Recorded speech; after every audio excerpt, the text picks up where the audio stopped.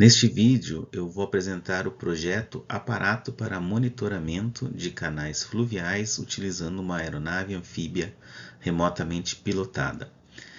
Este é um projeto que ele é apoiado pelo Conselho Nacional de Pesquisa Científica, o CNPq, através de um edital, o Edital Universal de 2021.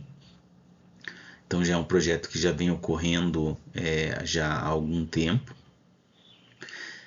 Além disso, esse projeto ele também já foi apoiado num projeto similar a esse, né, pela Fundação Araucária, que é um órgão de fomento do Estado do Paraná, iniciando esse fomento em 2020 e terminou agora em 2023, 24, melhor dizendo. Então já é um projeto que já vem desde 2020, né, se formos para ser bem exato, né? E a ideia aqui desse vídeo é a gente apresentar qual que é a motivação para esse projeto, qual o problema que a gente vai abordar, qual as fases, né, de desenvolvimento e em que fase nós estamos atualmente deste projeto. Os canais fluviais ou rios, né, ou corpos d'água, eles estão sujeitos a alguns tipos de problemas, de situações como, por exemplo, o assoreamento, que é a perda de profundidade do rio, né, por acúmulo de terra, areia ou outros materiais que vai fazendo com que o rio vai perdendo a sua profundidade. Em alguns casos extremos ele pode até deixar de fluir, né? Também temos problemas de enchentes, que o rio pode, por questões de ocupação, muitas vezes incorreta do homem, outras questões da natureza, de efeitos também, vamos dizer assim, mais fortes da natureza, né? De chuvas mais fortes, pode ocorrer enchentes. Além disso, também temos o lançamento de resíduos, né, nos rios que podem comprometer a fauna e a flora deles. Então temos esses três problemas principais aí que é preciso que a gente esteja monitorando esses recursos hídricos de forma a minimizar esses tipos de problemas, né? Além de outros problemas também que a gente não está elencando aqui, mas estamos colocando os três mais conhecidos, mais importantes.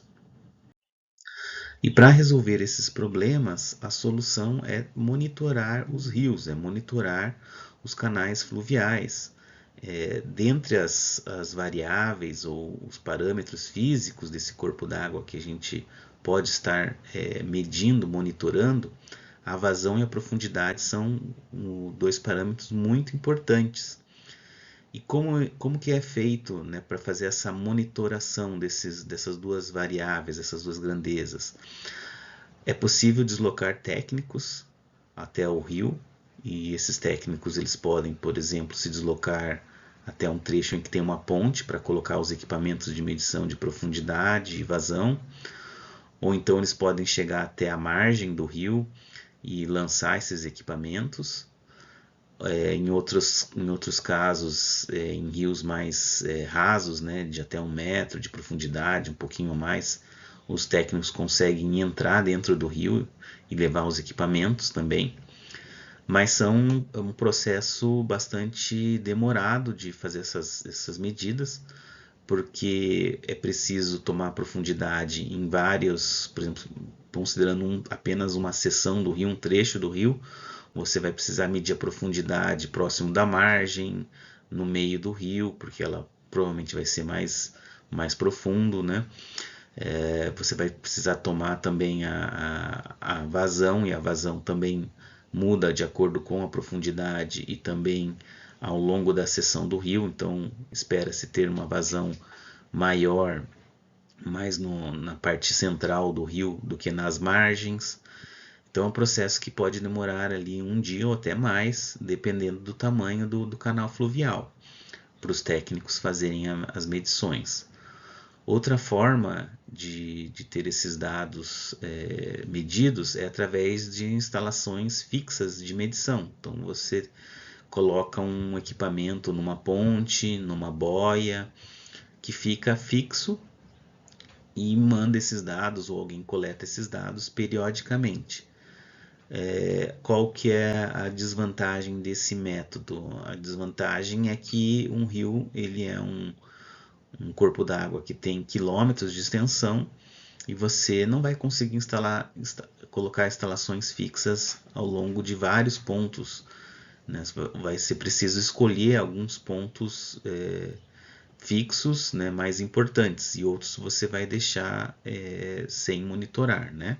Ou vai ter que mandar os técnicos para fazer essas medidas. Outra forma também é a utilização de barcos de medição, pode ser barcos tripulados ou não tripulados, que vão percorrendo o rio, equipados com aparelhos aí de profundidade, sonares e também aparelhos para medição de vazão. E esses barcos então conseguem aí já fazer uma medida de toda a extensão do rio, né, se for necessário.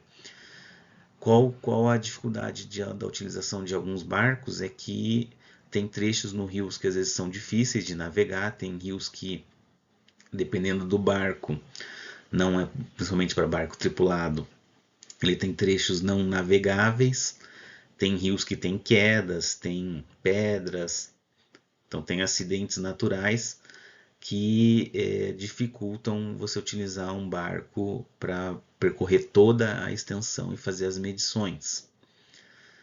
Mais recentemente, uma das formas que é a forma que é proposta aqui nesse projeto é utilizar aeronaves anfíbias autônomas para fazer esse tipo de medição, de monitoração do canal fluvial. Ela vai ter as vantagens aí que a gente já vai comentar nos próximos slides, mas já, né, dá para imaginar, comparando com as outras, que ela, né, é uma tecnologia que deve agregar para resolver esse problema, né, e a gente ter dados de forma mais periódica e de mais localidades, né, ou de pontos do rio. Então, em todo projeto de pesquisa, a gente elabora uma questão central, que é o que a gente quer responder com o desenvolvimento desse projeto.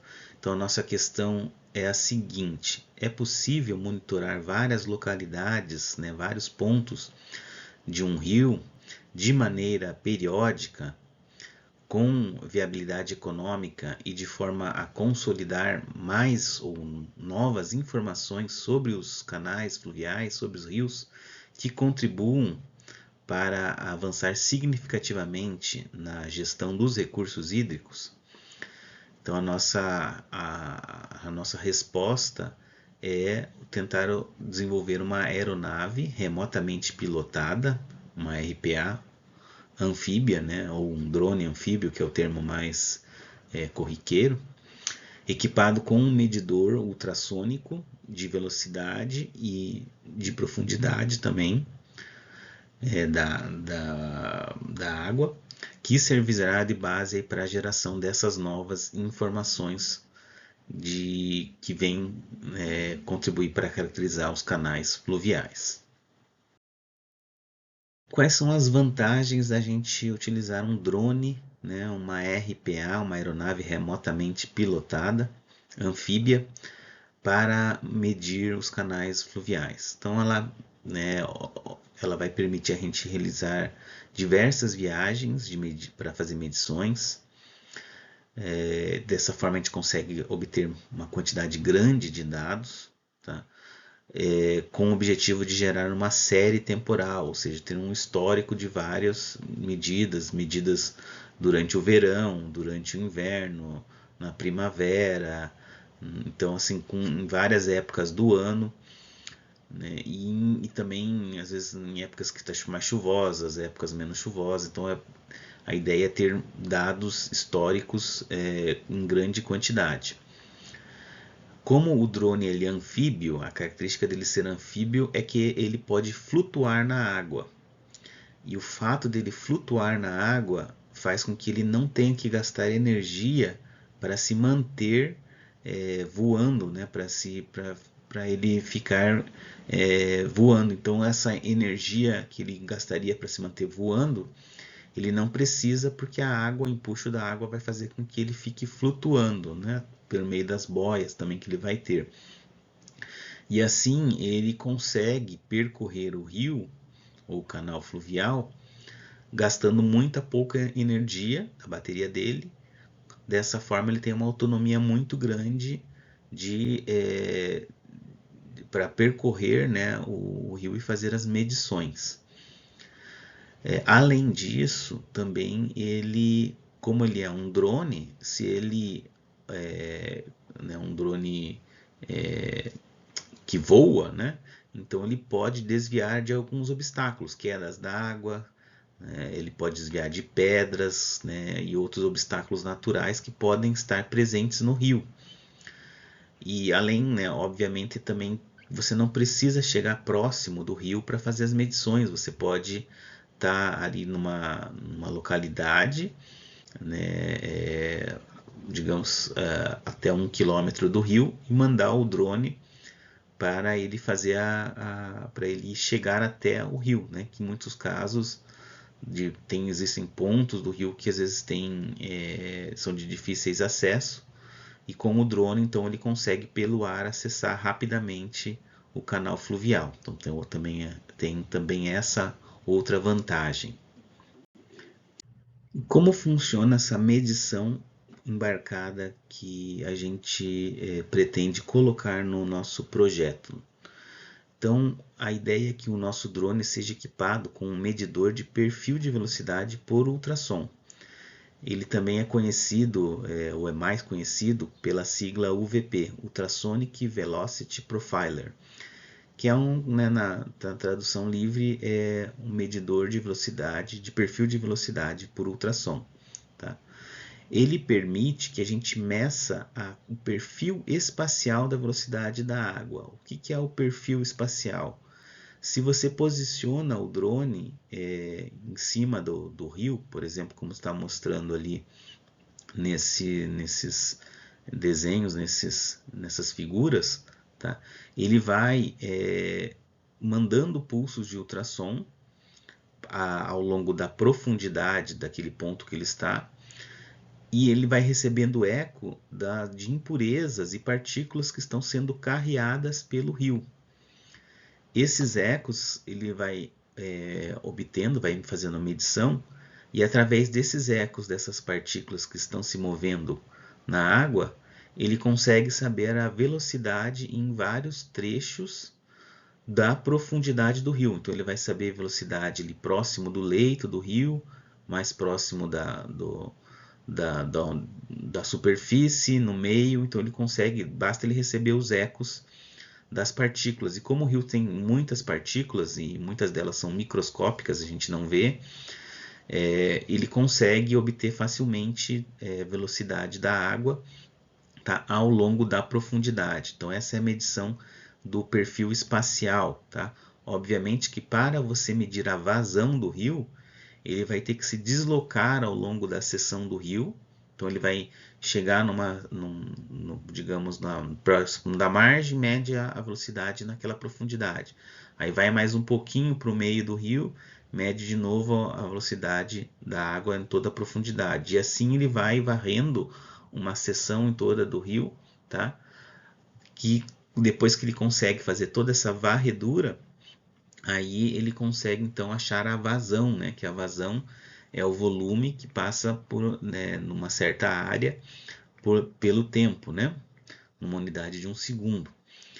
Então, também a gente também chama esse termo de vazão em rios como descarga fluvial.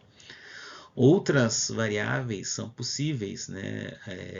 São derivadas dessa medição, como por exemplo a profundidade, e também a tensão de cisalhamento do leito, a concentração ou distribuição de sedimentos, como ele recebe os ecos dessas partículas, ele consegue também saber como que estão os sedimentos, as partículas, o particulado que a gente tem sendo carreado pelo rio. Então essa é a forma que a gente vai estar utilizando. São transdutores de ultrassom de alta frequência, na faixa de megahertz. Então é um medidor extremamente avançado de ultrassom, não é um medidor simples, não é um equipamento simples, tá? Para se ter uma ideia, existem equipamentos comerciais que não são embarcáveis em drone, mas existem comerciais fora do Brasil que custam valores aí de 100 mil reais para cima, tá? Então são equipamentos extremamente caros. O transdutor de ultrassom também não é barato. E a ideia do projeto é a gente desenvolver esse equipamento de forma nacional e, além disso, um equipamento pequeno o suficiente para ser embarcado dentro de um drone. Como que o projeto foi pensado em termos de etapas? Então nós temos o desenvolvimento do drone anfíbio, que é basicamente a carcaça do drone, né, da RPA, mais a questão de controle de voo e outros acessórios que a gente pode também ter dentro do drone. Tá? Nós temos o hardware do Mini UVP, que é toda a eletrônica do medidor de velocidade por ultrassom. A gente chama de mini, né, porque ele precisa ser muito pequeno para caber dentro de um drone. Nós temos também todo o software que vai dentro deste medidor de velocidade por ultrassom, que a gente chama de firmware, que a gente separou aí porque são duas etapas que ocorrem de forma simultâneas. Temos também o software que vai num computador, num PC, para visualizar os dados que o drone coletou e também fazer a análise desses dados. E fechando, né, do projeto, não tanto em termos do que é do que vai ser desenvolvido do projeto, mas a gente tem uma etapa final que é a validação dele, que é a gente verificar em laboratório se o que ele está medindo está correto e depois também em campo, né, para verificar como que é o desempenho do projeto, do protótipo todo montado num canal fluvial. Então essa é uma fotografia que a gente tem do drone anfíbio que foi desenvolvido até agora. Então a gente já está, como foi mencionado anteriormente, já estamos trabalhando nesse projeto desde 2021. Então a gente tem essa carcaça toda que foi desenvolvida através de impressão 3D. É uma carcaça anfíbia e ela utiliza 6 rotores, que é para a gente poder carregar uma quantidade de equipamento de medição considerável para que ele possa, né, voar. E com 6 rotores a gente tem essa capacidade estendida de carga, vamos dizer assim, né? É chamada também do payload, no termo em inglês. Ele tem acima, ali logo acima, ele tem ali um capsulamento, um bastidor onde a gente acomoda a parte de aviônica, ou os controladores de voo, que é aquela parte acima ali que está meio branquinha com uma tampa preta, né? E abaixo ali, logo abaixo ali daquela boia amarela, a gente tem um outro bastidor que acomoda o sistema de medição, que é o Mini UVP. E também os transdutores de ultrassom. Os dois são separados, que um deles, a parte de baixo, vai ficar dentro da água, a parte de cima fica em cima da água. Hoje em dia a gente já tem esse drone desenvolvido, ele está funcionando, né? A gente já utiliza controladores de voo de padrão aberto, que a gente consegue fazer a programação deles. Então a gente tem software que a gente consegue fazer uma missão para ele, né? O que seria a missão? Eu passo uma certa coordenada, ele vai até lá nessa coordenada, pousa, tá? E daí depois faz as medições, depois retorna, né? Então ele já tem esse software. O que ainda falta para esse drone, né, que seria desejável a gente ter, seria um feed de câmera, né? Ou seja, a gente colocar uma câmera nele e mais um transmissor de vídeo para que a gente possa acompanhar essa missão do drone, né, pela câmera, porque hoje ele faz de forma autônoma, mas a gente sabe que pode surgir alguma coisa durante o voo que é preciso algum operador assumir o controle manualmente, tá? Que o sistema pode não funcionar corretamente. Por exemplo, você manda ele numa coordenada num rio, que muitas vezes pode ser um trecho em que está cheio de árvores e ele não consegue descer até o rio. Ou se ele for descer ali, ele pode bater em algum galho de árvore, em folhas e pode prejudicar o drone, né? Então seria importante que ele tenha esse feed de câmera também, que para alguns casos pode ser interessante que tenha alguém acompanhando e possa assumir o controle do drone para que não ocorra nenhum acidente, não ocorra nada inesperado aí durante a operação dele. Agora vamos comentar sobre o equipamento de medição por ultrassom, que é o Mini UVP, que a gente chama de Mini UVP, que é um medidor de perfil de velocidade por ultrassom. Então ele é um sistema que tem duas placas, então tem uma placa que é responsável por gerar os pulsos de ultrassom, que é essa placa de cima, e tem uma outra placa que é um pouco mais avançada, que é a de baixo, que a gente está mostrando ali uma figura 3D dela, porque ela está atualmente em fase de montagem, que é a placa que faz a aquisição dos ecos de ultrassom e consegue processar esses ecos de forma a obter a velocidade das partículas que estão enviando esses ecos, né? Essa placa ela trabalha com uma FPGA, que é um processador aí que bastante pesado, né, e também avançado, tá? E também tem um ESP32. Então a FPGA faz os cálculos mais pesados e o ESP32 então ele faz a comunicação com o PC e também serve para fazer as configurações, tá? Passar as configurações para a FPGA, né? Então ele vai controlar aí a parte de aquisição, como tem que adquirir os dados né, e fazer também como que a gente pode fazer a coleta desses dados. Então o ESP vai estar fazendo exatamente isso. A gente já está bastante avançado nesses hardwares, né? Mas ainda estamos em estágio aí de finalização da segunda placa. A primeira placa já tem um protótipo funcional que atende ao projeto. As duas placas elas são separadas por questões aí de ficar mais... são dois módulos que fazem duas funções bem diferentes, né? Mas é possível que no futuro a gente venha a integrar as duas numa placa única para questões de deixar mais compacto o nosso projeto.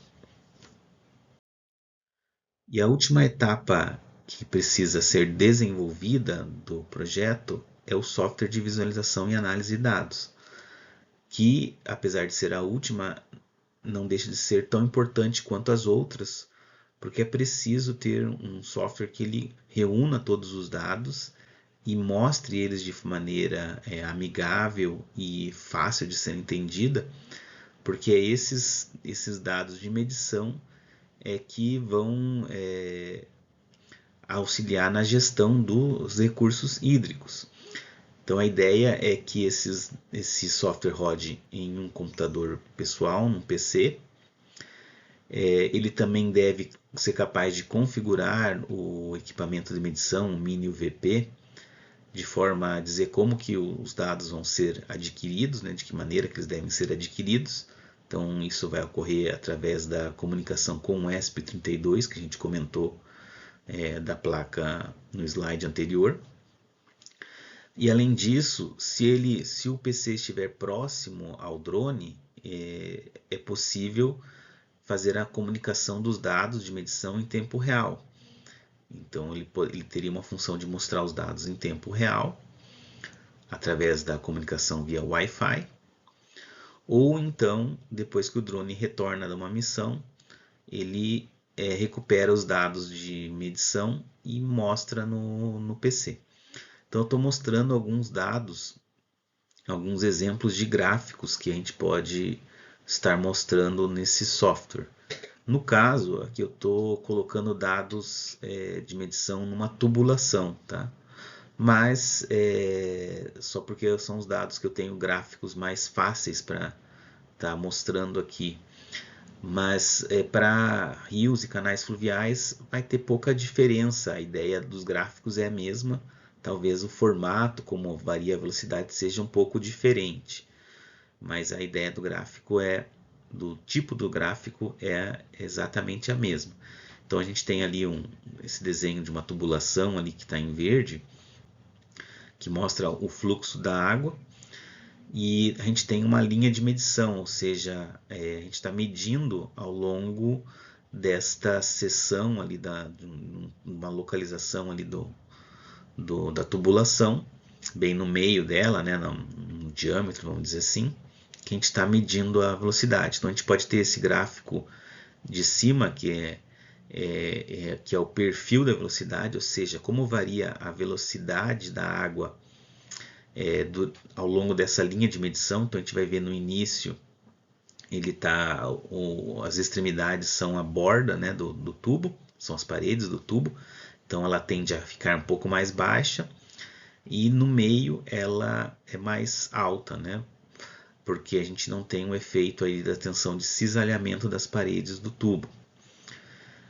E outro gráfico também que é muito utilizado é o gráfico colorido que está ali embaixo, que é um gráfico que ele mostra um mapa da velocidade ao longo do tempo. Então a gente tem no eixo Y a linha de medição, né, o diâmetro do tubo, e no eixo X nós temos o tempo de medição, que vai aí até uns 9 segundos, se não me engano. E as cores representam a velocidade. Então as cores mais vermelhas são velocidades mais altas, as verdes são velocidades mais baixas. Então a gente tem aí, a gente pode ver que ao longo do tempo a velocidade no tubo ela vai variando, né? Mas de certa forma ela mantém uma certa constante de ter no meio ali ter uma velocidade mais alta e vai diminuindo à medida que vai chegando próximo das bordas. Então a gente consegue ver essa variação. Aí no caso ela tem uma certa uniformidade, mas pode ter casos que ao longo do tempo a velocidade aumente, diminua, e esse gráfico colorido ele justamente auxilia a gente a verificar esse tipo de comportamento transitório. Então, esse software de visualização de dados, a gente pretende desenvolver o software que mostre isso, né, esse tipo de gráfico. Existem softwares comerciais que a gente vai estar utilizando como base para o desenvolvimento. Então, não vai ser feito algo do zero. Então, já existem softwares de outros equipamentos e a gente pode estar utilizando as formas como eles mostram os dados como base, não que a gente vai copiar exatamente igual, mas não tem como muito fugir de utilizar mais ou menos os mesmos estilos de gráficos que já são usados em outros sistemas, porque são as formas de representação dos dados mais adequadas, mais fáceis de se entender. Então, a gente vai estar utilizando alguns softwares comerciais como base para projetar ou para estabelecer os estilos de gráficos que a gente precisa ter no nosso software de visualização dos dados. Depois de desenvolvido o protótipo, a ideia é que seja validado ele em laboratório e em campo. Como que a gente vai fazer a validação em laboratório? A ideia é utilizar um experimento de cilindro girante. Então a gente tem um cilindro que a gente enche de água e coloca partículas dentro dele, e essas partículas se movem na mesma velocidade da água. Então a gente bota esse cilindro para girar Essas partículas giram também e é colocado um transdutor de ultrassom, como está mostrando aí na figura, por fora do cilindro, e ele mede a velocidade com que essas partículas estão girando. E esse é um tipo de experimento em que todos os ecos que a gente recebe das partículas, depois é possível demonstrar por análise vetorial da velocidade, mas todas as velocidades das partículas vão ser as mesmas durante toda a extensão, toda a linha de medição ao longo do cilindro. Então é um experimento muito utilizado para validar um equipamento de medição de velocidade por ultrassom. Então essa é a validação que a gente vai fazer em laboratório, que está previsto. É possível também a gente validar em laboratório em escoamentos horizontais de tubo, de tubulação, mas a princípio a gente pretende apenas validar com esse tipo de escoamento de cilindro girante. E por fim, a ideia é validar em campo, levando em algum canal fluvial próximo e efetuando as medições e depois coletando os dados, né, de vários períodos, de vários dias, para verificar como que fica a variação desses dados e assim também utilizar para monitorar ou para ter dados estatísticos sobre um canal fluvial. E dessa forma demonstrar, vamos dizer assim, a força ou a viabilidade da solução que a gente está propondo. Para finalizar, eu gostaria de passar um panorama do estágio atual do desenvolvimento. Então a gente tem um drone que ele já está em 90% pronto. Basicamente falta a questão do feed da câmera que a gente gostaria de ter no drone. A gente já tem também a parte das placas do Mini VP, já está 80% aí feito. Então nós estamos finalizando a montagem dela. Deve ter alguma revisão das placas, mas em termos de trabalho, já 80% do trabalho já foi realizado. Do firmware, que vai no Mini VP, na FPGA e no ESP32, a gente já tem um núcleo do firmware, mas ainda falta estender ele e melhorar e fazer várias correções para que ele fique funcional. Então, até agora a gente tem em torno de 40% desse firmware desenvolvido. Quanto ao software de visualização dos dados, ainda falta iniciar o desenvolvimento dessa parte do projeto. E a validação do projeto em laboratório em campo, obviamente, como a gente ainda não finalizou, né, não chegou numa etapa suficiente para ter um protótipo final, ainda não foi feita essa etapa de validação, que vai ficar para o final. E a ideia é que o projeto finalize em agosto de 2025.